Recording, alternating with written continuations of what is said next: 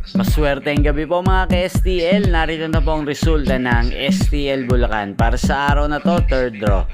February 19, 2025, araw ng Miyerkules. Naway ang mga natayaan nyo pong mga numero kanina ay manalo nawa ngayong gabing ito, 8 PM. Kaya kunin nyo na po ang inyong mga tickets. Narito na po ang resulta.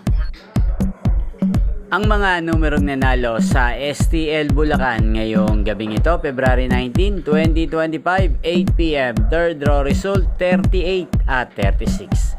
In exact order. Sa lahat po ng tumaya kanina sa STL Bulacan para sa third draw ng 38 at 36, congrats po sa inyo. Panalo po kayo.